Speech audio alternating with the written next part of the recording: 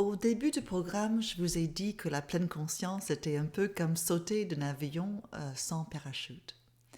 J'aimerais maintenant vous parler un peu plus de cette idée d'explorer ce nouveau pays sans chemin.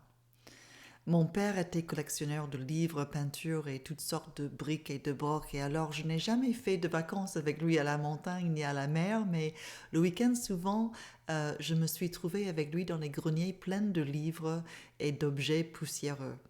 Et il était collectionneur de livres, et un des livres que j'ai trouvé parmi ses affaires était un livre par Alexandre David Neal, qui était la première femme occidentale à atteindre Lhasa, capitale du Tibet. Ce livre qui m'a beaucoup marqué s'appelait Je me suis mariée avec l'aventure.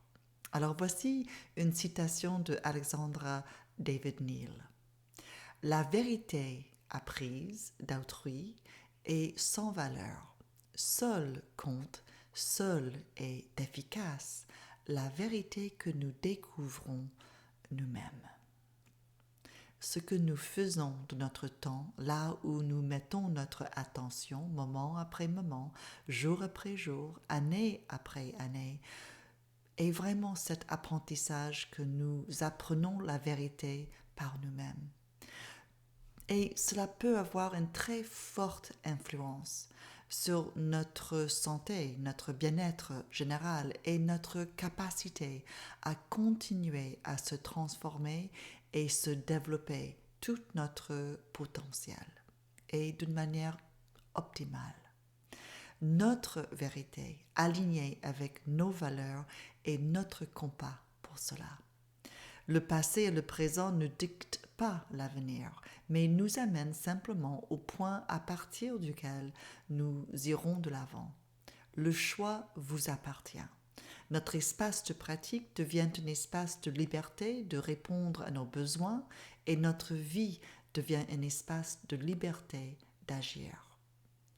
Alors que nos 8 semaines ensemble touchent à leur fin bientôt, je voudrais souligner le travail de base que vous avez effectué tout au long de ce cours, tout au long de ce programme, à savoir l'apprentissage de la pleine conscience à travers de nombreuses modalités différentes, l'accès à votre capacité innée à être éveillé et conscient dans votre vie et à travers ce renforcement, l'intégration d'une présence plus éveillée dans votre vie quotidienne.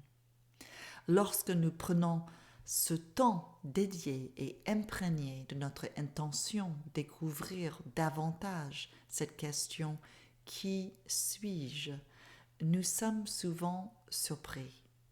Nous pouvons trouver que les concepts limitants de qui je suis commencent à s'alléger, même un tout petit peu.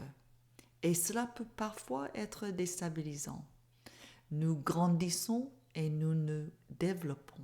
Et donc les frontières de comment je me suis définie auparavant commencent à bouger. C'est parfois un petit peu déconcertant. Mais il peut y avoir un sentiment de plus grande liberté aussi. Nous pourrions découvrir que d'une certaine manière, nous sommes tous dans cette même situation, cette situation d'être un être humain. Et cette question « qui suis-je » a beaucoup à voir avec mon état d'être, moment après moment. Bien sûr, de notre côté, qui suis-je est une question qui en vaut la peine. Ce que je suis est une question qui en vaut la peine parce que nous sommes enveloppés dans des concepts du je, du moi, du mien, de qu'est-ce que c'est à moi, qu'est-ce qui n'est pas à moi, qu'est-ce qui n'est surtout pas à toi. Et donc, ce que je suis et ce que je ne suis pas est aussi ce dont je suis capable. Et j'espère maintenant que vous êtes en train de un peu élargir cette notion de ce dont je suis capable. Et surtout, peut-être apprenez-vous quelque chose sur la façon de transcender ces limitations de ce dont je suis capable et qui sont associées à ces idées, ces opinions, ces points de vue, ces perspectives. La transcendance n'est pas quelque chose de cosmique ou de féerique. Tout ce que cela signifie, c'est le fait de s'élargir, de devenir plus grand. Et cela ne signifie même pas de devenir plus grand comme si vous deviez acquérir de la grandeur. C'est que vous commencez à découvrir à quel point vous êtes réellement grand. Et c'est plus grand que toutes vos idées, vos vues et vos opinions, justement.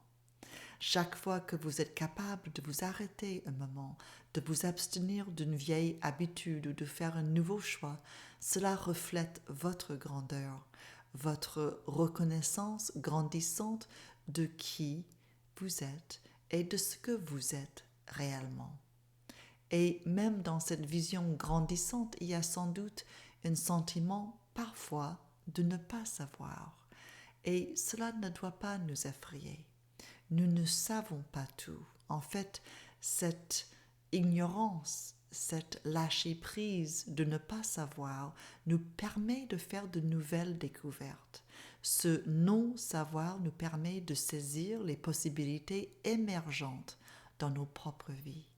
C'est donc un sujet fertile et riche et nous vous vraiment encourageons à le suivre. Soyez-y attentifs. Cela fait partie de ce que j'aime appeler lâcher prise. Nous avons été engagés dans beaucoup de désapprentissages aussi, tout en étant dans l'apprentissage de la pleine conscience. Et cela aussi nous fait grandir. Car pour apprendre, grandir et guérir, nous devons nous défaire de certaines de nos vieilles habitudes, de nos schémas, de nos façons de penser et de percevoir qui ont façonné nos vies et qui d'une certaine manière vous ont probablement appelé à secours pour que vous puissiez insuffler dans votre vie un nouvel apprentissage, une nouvelle croissance. La pleine conscience est vraiment une aventure, tout comme votre unique et précieuse vie. Je vous invite maintenant de vous asseoir pour une méditation.